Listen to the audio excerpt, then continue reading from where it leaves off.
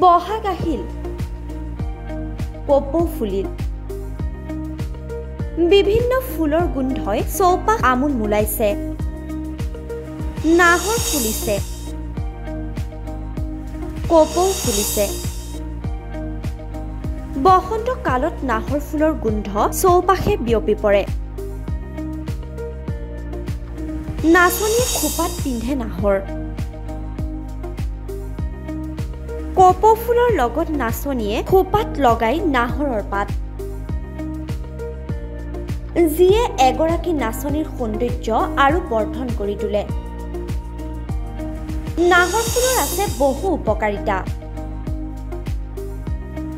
নাহৰ এবিধ ঔষধি উদ্ভিদ। সাপে খুটিলে নাহৰৰ ফুল আৰু পাত ঔষধ হিচাপে ব্যৱহাৰ কৰা হয়। নাহৰ ফুল সুগন্ধিযুক্ত, সেয়ে ইয়াক ধূপকাঠি হিচাপেও ব্যৱহাৰ কৰা হয়।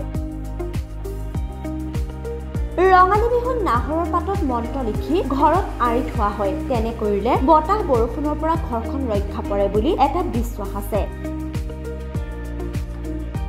মুঠৰ ওপৰত নাহৰ ফুলে বহু লোকৰ উপকাৰ সাধন কৰে। নিউজ ডেস্ক, PB সংবাদ।